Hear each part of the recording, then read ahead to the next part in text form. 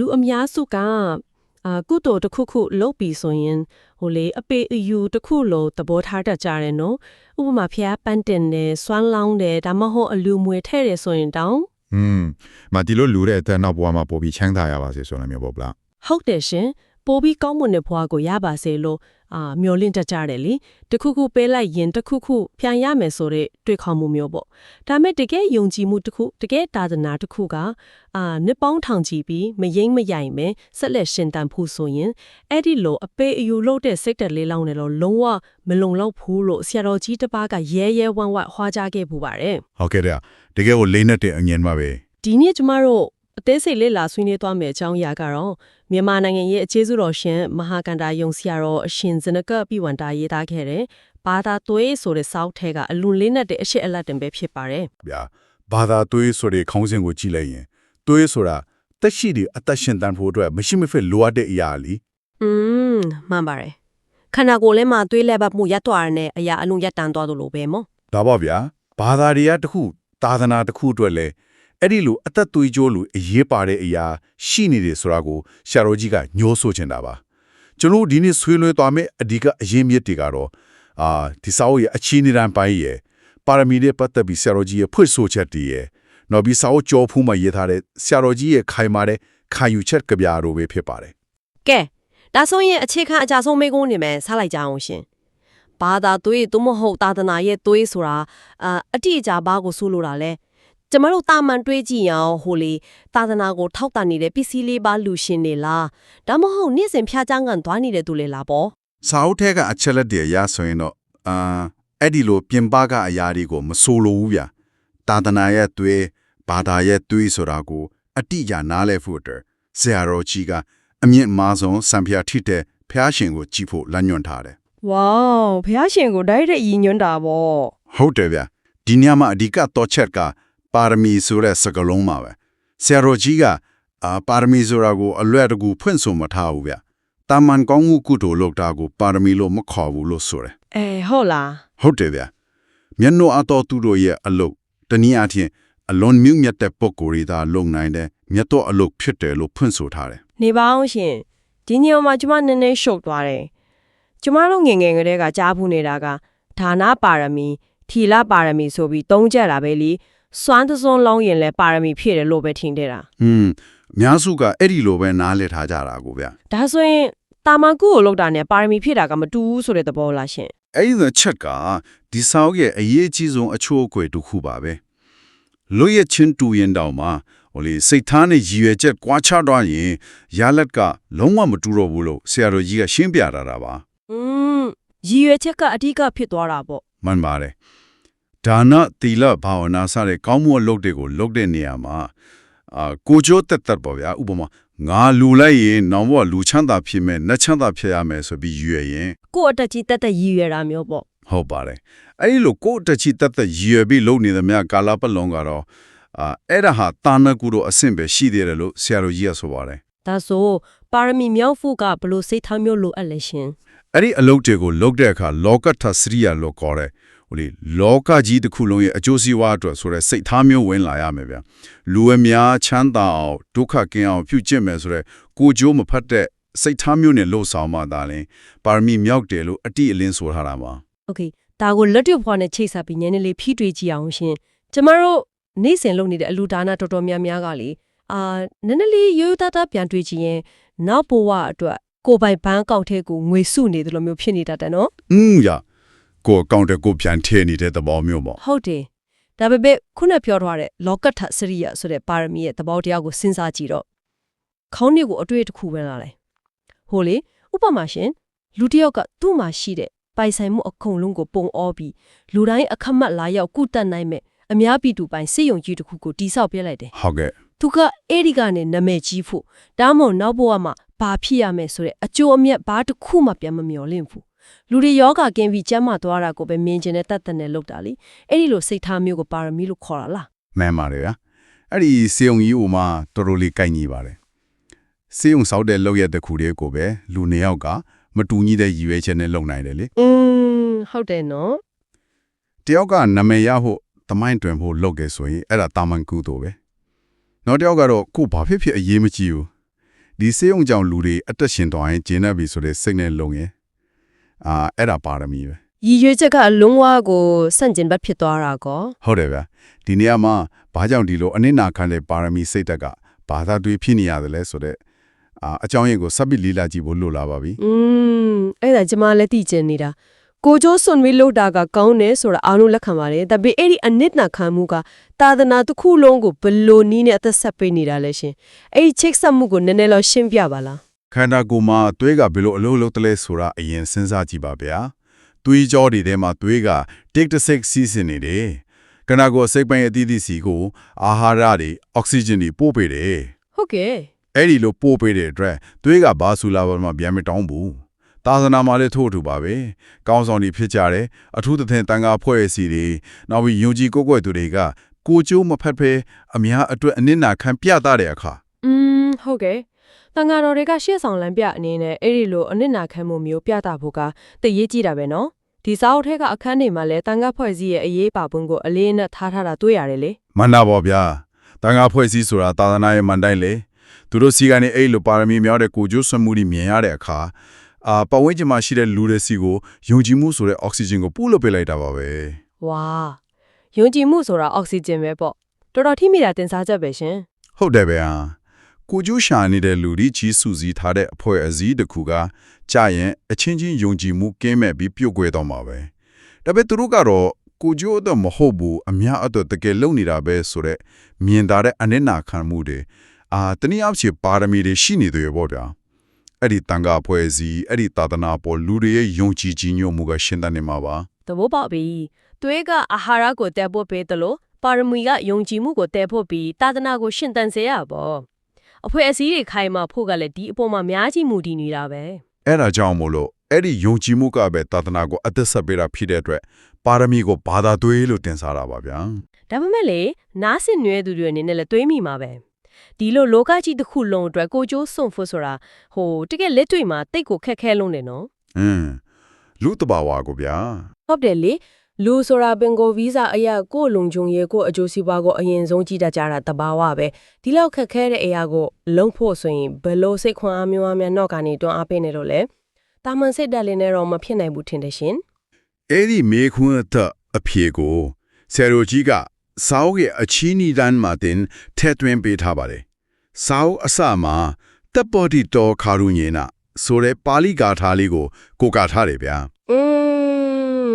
အဲ့ဒီဂါထာလေးရဲ့အတိတ်ဘယ်ကဘယ်လိုများလဲရှင် အဓိပ္ပာယ်ကတော့ဖះရှင်ဟာတတ္တဝါတွေပေါ်အင်မတန်ကြီးမားလာတဲ့ကရုဏာတော်မဟာကရုဏာတော်အပြည့်ကွာရှိတော်မူတယ်ဆိုတာပါပဲဖះရှင်ဟာ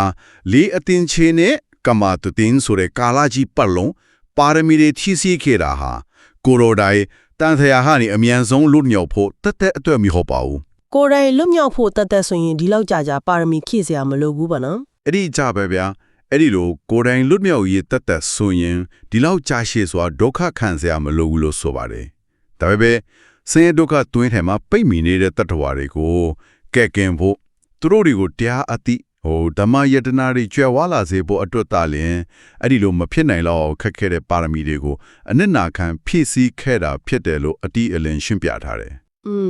ဒီနေရာမှာကျမခေါင်းလေးကိုပုံရိပ်တစ်ခုဝင်လာတယ်ဟိုလေဥပမာလူတွေထောင်နဲ့ချီဒီရှိနေတဲ့အထက်မြင့်အဆောင်အုံကြီးတစ်ခုမှာမိအကြီးကျယ်လောင်နေတယ်လို့မြင်လောင်ကြည့်လိုက်ပါ ဟုတ်ကဲ့ အဲ့ဒီကျဲကနေတာမလူတယောက်ကထပ်ပေါက်ကိုရှာတွေ့သွားတယ်ဆိုပါစို့သူဘာလုပ်မလဲကိုယ့်အသက်လွတ်ဖို့အတွက်အဲ့ဒီထပ်ပေါက်ကနေအမြင့်ဆုံးပြေးထွက်သွားမှာပဲပြန်လက်ကြည့်ချင်မှတောင်ကြည့်မှာလေ အတွက်လူရတဲ့အချင်းဆိုတော့ပြေးကြမှာပဲဗျာ ဒါပေမဲ့ဖယားရှင်ရဲ့မဟာကရုဏာတော်ကကြတော့အဲ့ဒီလိုမဟုတ်ဘူးကိုယ်တိုင်ကထပ်ပေါက်ကိုတေချာပေါက်တိနေပြီလွတ်လန်းကိုမြင်နေပြီဒါပေမဲ့ကိုယ်တိုင်အရင်မထွက်သွားပဲအထဲမှာမီးလောင်ခွင့်ရမယ်အန်တရာယ်ကြားမှာပိတ်မိနေတဲ့သူတွေကိုကယ်တင်ဖို့ကကိုယ့်ရဲ့လုံခြုံမှုကိုပထနာမထားပဲမီးလောင်ပရင်တဲ့ကိုအချင်းချင်းပြန်ဝင်ပြီးလက်ဖြတ်ပေးနေတဲ့သဘောမျိုးဖြစ်နေတယ် အဲ့ဒီမီလောင်ပင်ဥမာတော်တော်လေးရှင်းလင်းပါတယ်ဗျာဒါပေမဲ့ဆရာတော်ကြီးဆိုလို့ရှိရင်အနိဒါရကအဲ့ဒီလိုတစ်ချိန်တစ်ခါကတင်လိုက်အောင်နေမကောက်ဘူးဗျာ โอเคဒါဆိုပိုပြီးနည်းနည်းတဲ့သဘောရှိနေတာဗော ရှိတော့ဗောဗျာရေရှင်မှာဘလို့ဆက်ပြီးခဏနိုင်ရှိရက်တည်မလဲဆိုတဲ့ခေါင်းဆောင်မှုအပိုင်းမှာပါဝင်နေတဲ့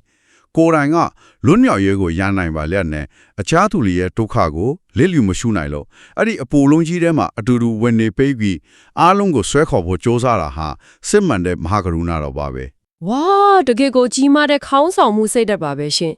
်တန်ခါဖွဲ့အစည်းဒီမှာလည်းဒီလိုခေါင်းဆောင်မှုမျိုးကအသက်သွေးကြောပဲမဟုတ်လား မှန်တာပေါ့အဲ့ဒီလိုအခြားသူတွေပေါ်ထားရှိတဲ့အတိုင်းစာမရှိတဲ့ကရုဏာတရားကတာလင်ကိုကြိုစွန့်ဖို့အတွက်အကြီးမားဆုံးထုံးအားဖြစ်စေတာပါဒီလိုစိတ်တဲ့မျိုးကပဲခုနကကျွန်တော်တို့ပြောခဲ့တဲ့ယုံကြည်မှုဆိုတဲ့ဘာသာသွေးကိုအားအကောင်းဆုံးဖြစ်အောင်ဖန်တီးပေးနိုင်တာဖြစ်ပါတယ် တကယ်ကိုမန်းစားလို့တောင်မရနိုင်တဲ့ကရုဏာတရားပါပဲရှင်ဒါပေမဲ့လေဒီနေရာမှာနားရှင်နေတဲ့သူတွေအနေနဲ့မေးစရာတစ်ခုရှိလာနိုင်တယ် ။ဘာများလဲဗျာ โอเคဖျားရှင်ရဲ့မဟာကရုဏာတော်နဲ့ကိုကြိုစွန့်ပါရမီဖြစ်ခဲ့တာတွေကတော့ဟုတ်ပါပြီဒါပေမဲ့ငါတို့ကဖျားရှင်မှမဟုတ်တာတာမန်ပထူးစင်လူသားတွေပဲလေ ။ဟုတ်တယ်ဗျာ ဒီလောက်ကြီးမားတဲ့အနစ်နာခံမှုမျိုးကိုယနေ့ခေတ်ကာလမှာငါတို့လက်တွေ့ဘဝမှာဘလို့လုပ်ပြီးကျင့်သုံးနိုင်မှာလဲဆိုတော့မေးခွန်းမျိုးပေါ့ဟုတ်လေတမိုင်းထဲကအကြောင်းအရာတစ်ခုလို့တက်မဟုတ်ဘဲယနေ့ခေတ်ကာလမှာအသက်သွင်းဖို့ဆရာတော်ကြီးကဘလို့လဲညွန်ခဲ့တယ်လဲရှင် ။ဒီမေခွန်းအတွက်စာအုပ်ရဲ့ကြောပုံမှာဖော်ပြထားတဲ့မဟာကဏ္ဍယုဆရာတော်ကြီးဦးတီချက်ဆိုတဲ့ကြပြလေးကအကောင်းဆုံးအဖြေပြတာပါတယ် ကဗျာလေးထဲမှာဘလို့များရေးထားလဲရှင် ။ဆရာတော်ကြီးကစာရီကြီးထက်တဲ့ရေးပြနေတာမဟုတ်ပဲသူကိုယ်တိုင်လက်တွေ့ဘလို့ကျင့်သုံးမလဲဆိုတာကိုအဲ့ဒီကြပြကနေသဆင့်အတီအလင်းကျင်ညာခဲ့တာပါဗျ။ကြပြထဲမှာဘုရားလောင်းလျာဟာလူနတ်တတ္တဝါတွေချမ်းသာဖို့အတွက်မိမိရဲ့အတ္တကိုပင်ဆွန့်ပြီးပါရမီဖြည့်ခဲ့တယ်လို့မျိုးဆရာတော်ကြီးကိုယ်တိုင်ကလည်းဗုဒ္ဓမြတ်စွာသာသနာအတွက်မှုငါးပါးအသက်ဆုံးဆက်မိဆိုပြီးအမထံပြင်းပြတဲ့တန်သိထံကတိကဝတ်ကိုချထားတာတွေ့ရပါတယ် နေပေါင်းအသက်ဆုံးစေမီဆိုတဲ့စကလုံးကတော်တော်လေးကိုပြင်းချန်ပြီးအလေးအနက်ရှည်လုံးနေနော် ဟုတ်တယ်တော်တော်ကိုပြတ်သားတာပါ ထာမအားဖြင့်ကျမတို့တွေဘာသာရေးသာသနာရေးလို့တွေးလိုက်ရင်လေအေးချမ်းချမ်းတရားထိုင်နေတာမျိုးတစ်ပင်အောက်မှာငင်ငင်တက်တက်နေတာမျိုးလောက်ပဲမျက်စိတဲ့ပြင်းမြင်တတ်ကြတယ်လေဒါမှမဟုတ်အခုဆရာတော်ကြီးသုံးလုံးထားတဲ့စကလုံးတွေကအရန်ကိုပြတ်သားလွန်းနေတယ် ဟုတ်ပါတယ်ကဘာရဲ့အောက်ပိုင်းကိုဆက်ကြည့်မယ်ဆိုရင်ပို့ပြီးထင်းရှားလာပါလိမ့်မယ်ဗျာနောက်မဆုတ်ဖို့ရဲလို့တွေးလို့ကုတို့ရဲမို့ကြိုးစားမိဆိုတဲ့စာလားလေးပါပါတယ် ရဲလို့တွေးလို့ဆိုတော့စစ်သားတယောက်လို့စစ်တပ်မျိုးပေါ့ အတိအကျပဲဗျာဒီနေရာမှာဆရာတော်ကြီးကကောင်းမှုကုတို့လုပ်တဲ့နေရာမှာအထူးသဖြင့်တန်ခါဖွဲ့စည်းတွေကိုဥဆောင်ပြီးအများကျိုးဆောင်ရွက်တဲ့နေရာမှာပေါ့ဗျာအခက်ခဲတွေအတားအဆီးတွေပင်ပန်းဆင်းရဲမှုတွေဘလောက်ပဲကြုံလာပါစေနောက်တွန့်တွားမှာမဟုတ်ဘူးလို့ကြွေးကြော်ထားတာပါ ဝါတကယ်ကိုခွနာဖြစ်စေတဲ့စကလုံးတွေပဲ ဟုတ်တယ်ဗျာစစ်တိတ်ထွက်မဲ့စစ်တေရဲမတ်တူလို့ရဲရဲဝမ်းဝမ်းတတ်တီရှိရှိနဲ့စူးစမ်းအားထုတ်မယ်ဆိုတဲ့အချက်ကိုအဓိကမိမောင်းထိုးပြထားတာပါ ဒါကတကယ်ကိုအမြင်တစ်ခုပဲရှင်ဘာသာရေးဆိုလာလောကကြီးရဲ့ပြဿနာတွေကနေထွက်ပြေးပြီးတကိုးတော်အေးချမ်းအောင်နေတာမျိုးမဟုတ်ပဲလောကကြီးမှာပြည့်နေတဲ့ဒုက္ခဆင်းရဲတွေအဝိဇ္ဇာအမိုက်အမောင်တွေကိုရှောင်မပြေးပဲရင်ဆိုင်တိုက်ဖြတ်မဲ့တက်ကြွရင်းရင်တဲ့တိုက်ပွဲတစ်ခုလိုမြင်သွားစေတယ် ဗျာအဲ့ဒီအမြင်ကအယမ်းမှန်ပါတယ် ကောင်းမှုကုသိုလ်လုပ်ရမှာပါရဏီဖြစ်ရမှာအဲ့ဒီလိုရင်းရင်ပြတ်သားတဲ့စစ်သေးရဲမက်စိတက်မျိုးလိုအပ်တယ်ဆိုတာအတော်လေးကိုစဉ်းစားစရာပဲနော် ဒီချက်ကဆရာတော်ကြီးရဲ့အချီးမားဆုံးသတင်းစကားပဲလို့ကျွန်တော်ထင်ပါတယ်ဗျာအများအတွက်အနစ်နာခံတယ်ဆိုတာအားနည်းလို့တင်းငယ်လို့လုပ်တာမဟုတ်ဘူးအင်မတန်ခိုင်မာတဲ့တတိရှိမှလုံနိုင်တာမျိုးပါ ဟုတ်တယ်ကိုကျိုးအတွက်ဆိုလူတွေကတတိရှိကြပေမဲ့အများအတွက်ဆိုတော့တတိနဲ့တကြတယ်လေ မှန်တာပေါ့ဗျာလောကမှာလူတွေကကိုကြိုးအတွက်ဆိုရင်ဘလောက်ပင်ပန်းရေကုန်ရေခံကြိုးစားတတ်ကြတယ်ဒါပေမဲ့သာသနာအကျိုးအများပြည်သူအကျိုးကိုလုပ်တော့မယ်ဆိုရင်နင်းနဲ့ပင်ပန်းတာနဲ့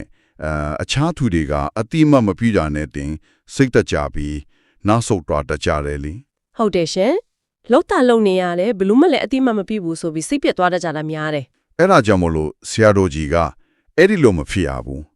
အများအကျိုးကိုဆောင်ရွက်တဲ့အခါစစ်သားတယောက်စစ်မိပြင်ကိုထွက်တယ်လို့မျိုးဘလို့ခက်ခဲလာရေရဲဝဝရင်ဆိုင်မယ်ဆိုတဲ့တန်တိတ်ထန်ရှိရမယ်လို့တွန်းသိနေတာပါအဲ့ဒီလိုရေရင်းစွာလက်တွေ့အသုံးချခြင်းဟာခုနကျွန်တော်တို့ဆွေးနွေးခဲ့တဲ့ဘာသာသွေးဆိုတဲ့အရာကိုမိမိကိုယ်တိုင်လက်တွေ့ဖန်တီးနေခြင်းပါပဲ တကယ်ကိုလေးနဲ့ပါတယ်ရှင်အခုဆိုရင်ဆွေးနွေးမှုကလည်းတော်တော်လေးပြည့်စုံလာပြီဆိုတော့ဒီနေ့ကျမတို့တွေ့ရှိခဲ့တဲ့အချက်တွေကိုပြန်ပြီးခြုံငုံကြည့်ရအောင် ဟုတ်ကဲ့ကောင်းပါပြီဗျာ ပထမဆုံးအနေနဲ့ကုသိုလ်လုပ်ခြင်းဆိုတာကိုကိုယ့်ရဲ့နောက်ဘဝအတွက် ဘဏ်အကောင့်ထဲငွေစုတလို့တက်မဟုတ်ပဲလောကကြီးတစ်ခုလုံးရဲ့အကျိုးအတွက်ကိုကျိုးစွန့်ပြီးလှုပ်ဆောင်ရမယ်ပါရမီဆိုတဲ့အမြင်တစ်ကိုရခဲ့တယ် ဟုတ်ပါတယ်ဗျာ ဒုတိယအနေနဲ့မီးလောင်မင်းနဲ့ပြန်ဝင်ပြီးလူတွေကိုကေတင်တယ်လို့မျိုးအများအတွက်အနစ်နာခံလို့တဲ့အတိုင်းအဆမတိကြီးမားလာတဲ့မဟာကရုဏာတော်ရဲ့အရေးပါပုံကိုနားလည်ခဲ့တယ် အဲ့ဒီအချက်ကလည်းတကယ်ကိုအသက်ပါပဲဗျာ နှုံဆုံးအနေနဲ့ကတော့ဘာသာရေးလုပ်တယ်ဆိုတာအေးစိမ့်ငြိမ်သက်နေုံမကပဲလောကအကျိုးအတွက်စစ်တေရဲမဲ့တူလို့ရဲဝံပြတ်သားစွာတာဝန်ယူရတဲ့ဆရာတော်ကြီးရဲ့စိတ်သက်ပြီးတော့တန်ခါဖွဲ့စည်းရဲ့စံပြဖြစ်မှုတွေကိုမြင်တွေ့ခဲ့ရတယ်ဒီချက်တွေကယနေ့ခေတ်လူသားတွေအတွက်ဘာကြောင့်အရေးပါသလဲဆိုတာကိုနည်းနည်းလောက်ဖြစ်ဆွပြောပြပေးပါလားရှင် ဒီအချက်တွေဟာတမိုင်းတဲကစာအုပ်ထဲကအကြောင်းအရာတွေတက်မဟုတ်ဘူးဆိုတာကိုအဓိကမြင်စေချင်တာပါဗျာယနေ့ခေတ်လိုတကူကောင်းဆန်မှုတွေကိုကြိုးရှာမှုတွေများပြားနေတဲ့လူဖွဲ့စီမှာဒီဘာသာသွေးစိတ်သက်ကပိုပြီးတော့လိုအပ်နေပါသေးတယ် ဟုတ်တယ်နော်အခုခေတ်မှာပေါ်ပြီးတောင်လိုကပ်လာပြီ ဒါပေါ့ဗျာနားဆင်သူများအနေနဲ့မိမိတို့ရဲ့နေစဉ်ဘဝလှုပ်ဆောင်ချက်တွေကိုပြန်လဲစမ်းစစ်ကြည့်ဖို့လိုပါတယ်ကိုမိသားစုအတွက်လုပ်ငန်းခွင်အတွက်လူမှုရေးအသင်းဖွဲ့စည်းတွေအတွက်လှုပ်အားပေးနေတာကူညီနေတာတွေဟာတကယ်ပဲအများချိုးတတ်လား ဒါမှမဟုတ်ငါကိုကျေးဇူးတင်စေခြင်းလို့ငါနာမည်ကောင်းစေခြင်းလို့ဆိုတဲ့ ကိုယ့်ရဲ့ကိုယ်တာဒူအင်းစန္ဒတွေရောထွေးနေသလားဆိုတာကိုရိုးရိုးတတ်တာပြန်လဲထုံးတက်ကြည့်ဖို့တိုက်တွန်းလိုပါတယ်ဗျာအတနဲလေအများအကျိုးကိုတကယ်လိုလားတဲ့ပါရမီစိတ်ဓာတ်ပါလေကျွန်တော်တို့ပါဝင်နေတဲ့အဖွဲ့အစည်းတွေပဝန်းကျင်တွေကပိုပြီးခိုင်မာတောင်းတင်းလေးဖြစ်မှာပါ ကဲဒီနေ့အတွက်နောက်ဆုံးအနေနဲ့နားဆင်နေတဲ့သူတွေဆက်လက်တွေ့တော့ဖို့မိကုံးတစ်ခုခြံရစ်ခဲ့ခြင်းပါတယ် ။ဘာများလဲဗျာ အကယ်၍ဘာသာသွေးရဲ့အစစ်မှန်နေတရားဟာအများအကျိုးအတွက်အကြောအလန့်မရှိအပေးယူမမျှော်လင့်ပဲကိုကျိုးစွန့်ဆောင်ရွက်ခြင်းဖြစ်တယ်ဆိုရင်ကျမတို့အားလုံးဟာမိမိတို့ရဲ့မိသားစုထဲမှာလုပ်ငန်းခွင်ထဲမှာနောက်ပြီးလူမှုတိုင်းဝိုင်းတွေကတာဝန်တွေကိုထမ်းဆောင်တဲ့နေရာတွေမှာကိုယ့်အတွက်အပြန်လန်ကြိုးမြတ်ပါရမလဲဆိုတာကိုလုံးဝမမျှော်လင့်ပဲဆရာတော်ကြီးညွှန်ပြခဲ့တဲ့စစ်တီရဲမဲ့တို့ရဲ့မစွန့်မနစ်တဲ့စိတ်ဓာတ်မျိုးနဲ့သာတာဝန်ကျေပွန်အောင်ဆောင်ရွက်ကြမယ်ဆိုရင်ကျမတို့နေထိုင်ရာဒီကဘာကြီးဟာကျမတို့ရဲ့ပတ်ဝန်းကျင်လေးဟာဘယ်လောက်တောင်မခိုင်ငင်းချမ်းပြီးပြောင်းလဲသွားနိုင်မလဲဆိုတာပါပဲရှင် ။တကယ်ကိုဖြေရှာခြင်းဆရာကောင်းပြီးလက်တွေ့ဘဝမှာချက်ချင်းအတုံးချကြည့်လို့ရတယ်။စဉ်းစားစရာအတွေ့အကြုံတစ်ခုပါပဲဗျာ ဒီနေ့လိလာဆွေးနွေးမှုကနေနားဆင်သူတွေအားလုံးဝါဆိုပြီးတိမြင့်နားလည်မှုအသစ်တွေနေ့စဉ်ဘဝမှာအသုံးချနိုင်မဲ့ခွန်အားသစ်တွေရရှိသွားလိမ့်မယ်လို့ကျွန်မယုံကြည်ပါတယ်။အချိန်ပေးပြီးအတူတကွလိုက်ပါစူးစမ်းပေးတဲ့အတွက်ကျေးဇူးတင်ပါတယ်။ Not Tech စိတ်ဝင်စားဖွယ်ကောင်းစီအနေနဲ့ပြန်လည်ဆုံတွေ့ကြပါမယ်ရှင်။အားလုံးပဲရှင်လန်းချမ်းမြေကြပါစေ။